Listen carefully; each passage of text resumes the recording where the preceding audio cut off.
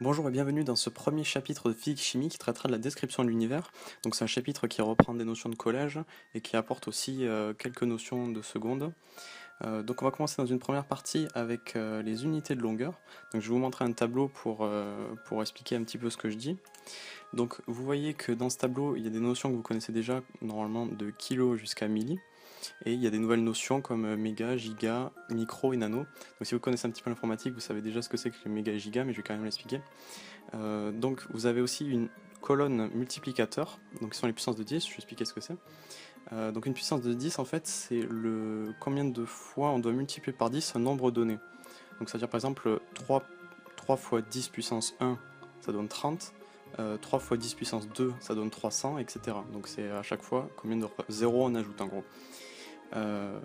Donc dans ce tableau il y a bien sûr des nouvelles notions, donc vous voyez que chaque préfixe a un multiplicateur associé. Donc c'est en gros, quand on est à dk mètres, par exemple, on va prendre les mètres comme exemple. Mètre, c'est 10 puissance 1 pour arriver jusqu'à dk. Ensuite pour hecto, c'est 10 puissance 2. Kilo, c'est 10 puissance 3, et etc. Donc méga, c'est tout simplement, en fait, kilo, ça peut être associé à 1000. Donc c'est-à-dire que pour trouver des kilos avec des mètres, on le multiplie par 1000. Tout simplement, 1000 c'est 10 puissance 3, c'est pour ça que c'est sur le tableau comme ça. Et ensuite, je vais expliquer d'abord le premier tableau. Donc ensuite, arrivé à kilo, les notions, vous voyez que ça part de 10 puissance 1, 10 puissance 2, 10 puissance 3, ensuite ça part à 6 et 9. Donc tout simplement, ça va de 1000 en 1000 à partir de kilo. Donc 1 méga, c'est égal à 1000 kilos, et 1 giga, c'est égal à 1000 mégas. Donc ça, c'est pour vous permettre de le comprendre un peu mieux. Ensuite, on va parler du tableau de bas, donc qui est le même en gros, mais inversé. Donc vous voyez que c'est 10 puissance moins 1. Donc là, c'est combien de chiffres on met derrière la virgule. Donc en gros, si on faisait 3 fois 10 puissance moins 1, ça donnerait 0,3, etc. 3 fois 10 puissance moins 2, c'est égal à 0,03. Donc là, vous voyez qu'il y a micro et nano.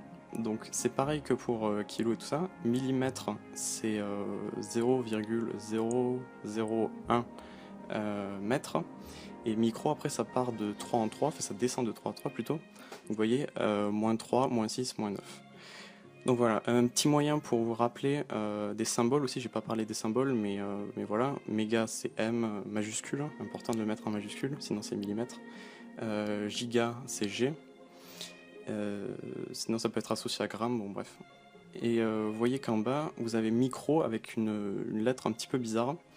Donc ça, pour vous souvenir, pour pas confondre micro et nano, vous pouvez vous dire que, en gros, micro, si la lettre, normalement on prend souvent la première lettre comme un symbole. Et là, si on prenait micro, si on prenait M, en fait, ça serait pareil que millimètre, enfin que milli. Donc du coup, c'est pas bon, donc voilà, il y a cette lettre à la place. Et pour nano, nano, le N n'est pas pris, donc on met N. Donc voilà, ça peut vous servir à mieux comprendre, enfin à mieux retenir plutôt les symboles.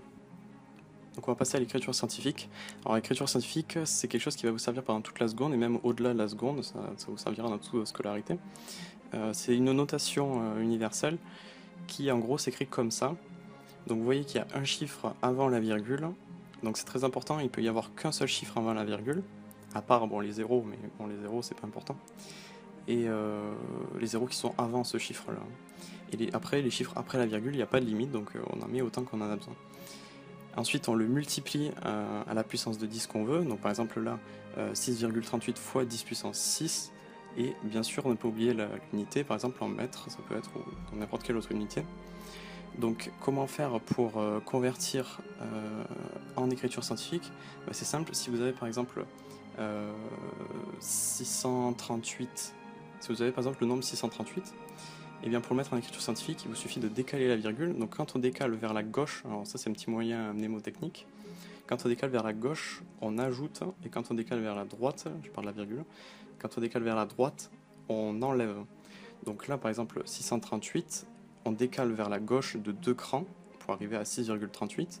Donc on décale 2 fois, ce qui fait 6,38 fois 10 puissance 2. Donc voilà. Ça c'est un petit moyen pour s'en souvenir si vous n'arrivez pas trop. Et voilà, donc pour l'écriture scientifique, on en a terminé et on va passer à l'ordre de grandeur. Donc l'ordre de grandeur, la définition c'est l'ordre de grandeur d'une longueur en mètres et la puissance de 10 la plus proche. Donc c'est-à-dire qu'en fait c'est un peu comme quand on arrondit, quand on dit arrondir un chiffre. Donc on va reprendre par exemple le chiffre, le nombre 6,38. Si on devait par exemple arrondir à un chiffre après la virgule, ça donnerait 6,4. Donc voilà. Donc c'est-à-dire que là c'est pareil mais pour les puissances. C'est-à-dire que par exemple si on a donc 6,38 fois 10 puissance 3, et bien pour avoir l'ordre de grandeur, il faut voir si le chiffre, si le nombre est compris entre 1 et 5, enfin 5 non inclus, donc on va dire entre 0 et 4, on garde le même nombre, donc la puissance de le 10 puissance 3, et si c'est au-delà de 5 jusqu'à 9, on passe à la puissance au-dessus, donc 10 puissance 4. Donc simplement c'est comme quand on arrondit un nombre, hein, c'est-à-dire que si on a deux nombres comme je disais, 6,38, si c'était 6,32, on garderait le 3, et 6,38 on met un 4, voilà, on ajoute 1. Donc c'est comme ça qu'on peut calculer l'ordre de grandeur.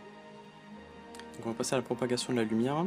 Donc la propagation dans un milieu transparent et homogène, la lumière se propage en ligne droite. Donc on représente ça, on représente ce trajet de la lumière par un segment avec un segment de droite fléché. Donc comme ceci. Donc on va passer à la vitesse de la lumière. Donc là il y a une nouvelle formule qui est à apprendre par cœur, qui est la vitesse de la lumière dans le vide et dans l'air. Elle est aussi appelée la célérité. C'est pour ça que c'est écrit comme ça avec un C. Donc C égale 3,0 fois 10 puissance 8 mètres par seconde. Donc si vous ne savez pas, m.s-1, c'est comme si on écrivait m/s. Voilà, c'est pour dire mètre par seconde. Ça veut dire la même chose en fait. C'est juste une notation plus scientifique. Ensuite, vous avez une nouvelle notion, non justement pas une nouvelle notion, une notion que vous avez déjà sûrement appris, qui est V égale D sur T. Donc c'est pour trouver la vitesse à partir de la distance et du temps. Donc V c'est la vitesse, D c'est le temps, c'est la distance pardon, et T c'est le temps. Donc ça c'est une formule qui est importante d'apprendre ou de réapprendre.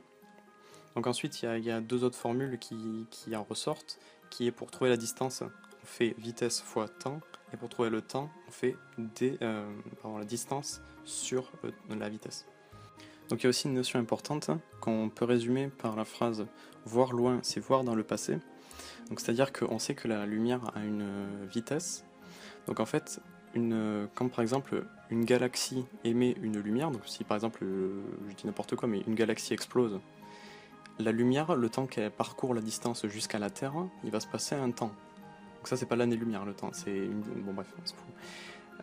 Ça va mettre du temps à arriver. Et le temps que ça arrive, en fait la lumière, il se sera passé d'autres choses, c'est-à-dire que la galaxie aura fini d'exploser, et voilà. Donc en fait la lumière, le temps qu'elle arrive jusqu'à nous, il va se passer un moment. Donc ce qui fait que quand on va le voir, c'est comme si on voyait dans le passé. On va voir ce qui s'est passé il y a un moment. Donc voilà, ça c'est quelque chose qui est important aussi à apprendre. Et ça peut vous servir dans un contrôle, mais bon, c'est plus une notion comme ça. Donc là, on apprend une nouvelle notion qui est l'année-lumière. Donc la définition, c'est celle-ci. L'année-lumière notée à L est la distance que parcourt la lumière en une année. C'est-à-dire que vous savez que la lumière a une vitesse, donc elle n'est pas instantanée, qui est de 3,0 fois 10 puissance 8 mètres par seconde. Donc cette nouvelle notion d'année-lumière, c'est bien une distance. Il faut bien faire attention de ne pas confondre avec une notion de temps, c'est bien une notion de distance, donc qui peut être convertie en mètres. Donc en fait, c'est ce que parcourt la lumière en une année.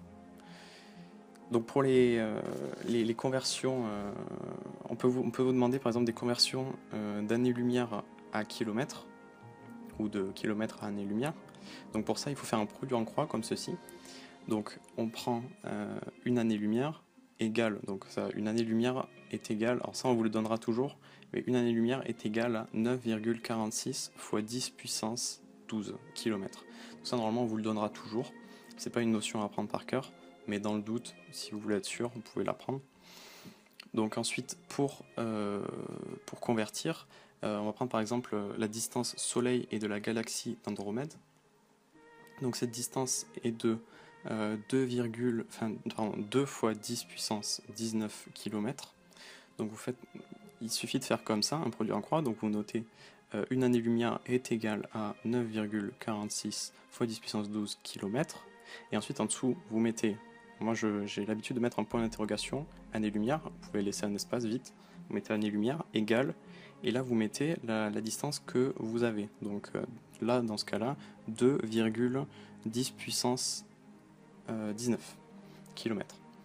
Donc là il vous suffit de faire un produit en croix, c'est-à-dire faire une année-lumière, enfin une 1 fois 2 fois 10 puissance 19 divisé par 9,46 fois 10 puissance 12. Et ça vous donnera la distance en années-lumière. Voilà, donc ça c'est une notion normalement qui s'apprend en 4e ou en 3e il me semble.